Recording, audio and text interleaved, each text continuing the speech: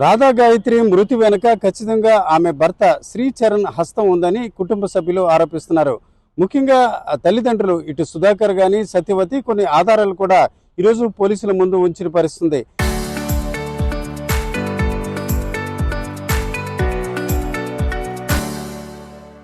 గతంలో చూసుకుంటే హైదరాబాద్లో ఆమె కొంతకాలం పనిచేసిన పరిస్థితుంది. అదే సమయంలో పూణేలో శ్రీచరణ్ పనిచేశారు. అయితే పెళ్లి సమయం అంటే గత నవంబర్లో వీరిద్దరికి వివాహం జరిగింది. వివాహం అనంతరం వీరిద్దరు కూడా ఢిల్లీలో సమీపన ట్రాన్స్ఫర్ చేసుకుని ఒకే చోట ఉండాలని భావించారు.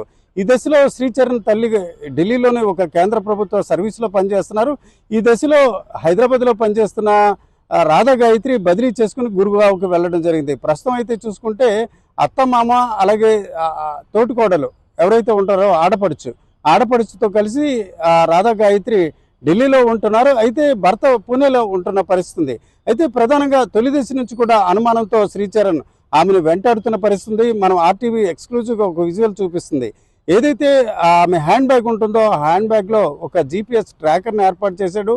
ఆ ట్రాకర్తో ఒకరోజు ఆమె తెలియకుండానే రాధా గాయత్రి ఆఫీస్కి వెళ్ళడం జరిగింది. ఆ ఐటీ కంపెనీలో ఒకసారిగా స్కానింగ్ సెంటర్ వద్ద శబ్దం రావడంతో ఒకసారిగా వారంతా కూడా అనుమానించి ఆమె బ్యాగ్ని పరిశీలించారు.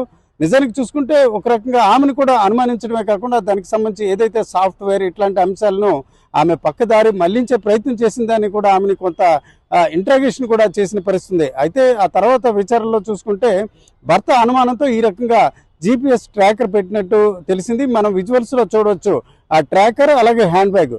అయితే ఆ ట్రాకర్ విషయం తెలియక ఆమె ఏదైతే ఆమె హ్యాండ్ బ్యాగ్లో ఉందో దానికి సంబంధించిన ఫోటో, హ్యాండ్ బ్యాగ్ ఇట్లాంటి ఫోటోలను తీసుకొని ఆమెకు ఒక సోదరి వరుసన్న మరొక అమ్మాయికి పంపడంతో ఆమె జీపీఎస్ ట్రాకర్గా గుర్తించడం జరిగింది.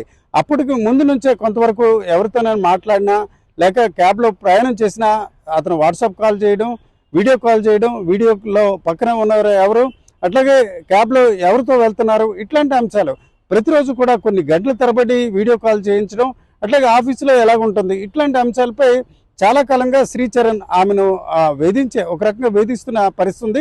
ఈ దశలో ఆర్టీవీ ఎక్స్క్లూజివ్గా ఏదైతే ట్రాకర్ ఆమెకు పెట్టారో ఆ ట్రాకర్ వల్ల ఆమె ఆఫీసులో ఇబ్బంది పడ్డారు, అట్లాగే మానసికంగా కూడా ఇబ్బంది పడిన పరిస్థితి.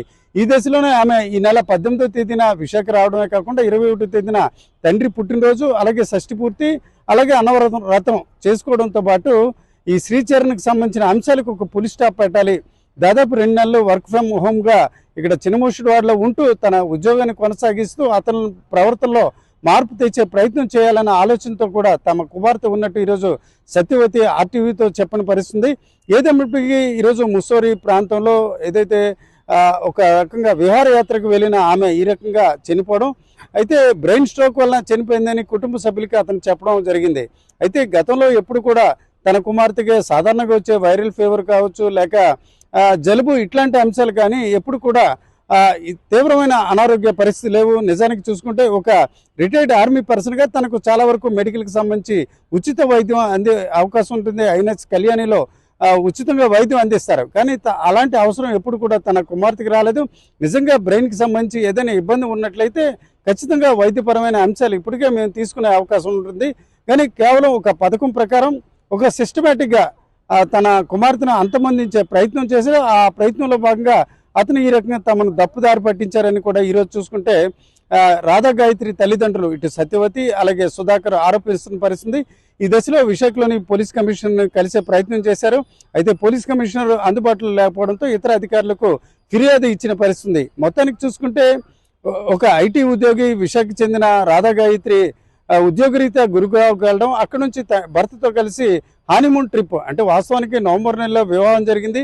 వివాహం తర్వాత ఇతర ప్రాంతాలకు వెళ్ళే అవకాశం లేకపోవడంతో హానీమూన్ ట్రిప్గా ముస్సోరీ తీసుకెళ్తానని డెహ్రాడూన్ నుంచి ముస్సోరీ వెళ్ళారు. అక్కడ ఒక రిసార్ట్ లాంటి ఒక బెడ్ తీసుకుని అక్కడ ఉన్న దశలోనే ఈ రకంగా ఆమె అపస్మారక స్థితిలో ఉన్నట్టు ఫోన్ చేశారు. ఆ తర్వాత చూసుకుంటే బ్రెయిన్ స్ట్రోక్తో అచేతనంగా మారిందని ఏదైతే అత్తమామలకు అతను ఫ్లైట్ టికెట్లు పంపడం ద్వారా ఈ అంశం బయటపడిన పరిస్థితి. మొత్తానికి చూసుకుంటే ఈరోజు చూసుకుంటే రాధా గాయత్రి మరణం వెనక ఖచ్చితంగా ఆమె భర్త చరణ్ హస్తం ఉంది.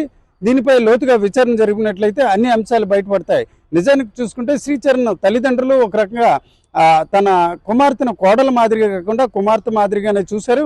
వారికి దీంట్లో ఎలాంటి సంబంధం లేదు, కేవలం మానసిక పరిస్థితి, అలాగే ఒక సైకో మాదిరిగా తన అల్లుడు వ్యవహరించి ఈ రకంగా తన కుమార్తెని అర్ధాంతరంగా తనువు తీసే పరిస్థితి కల్పించారని కూడా కుటుంబ సభ్యులు ఆరోపిస్తున్నారు. ఈ దశలో లోతుగా విచారణ జరపడం ద్వారా మరిన్ని నిజాలు బయటపడే అవకాశాలు కనిపిస్తున్నాయి. కెమెరా పర్సన్ తిరుపతితో రామచంద్రరావు, RTV, విశాఖపట్నం.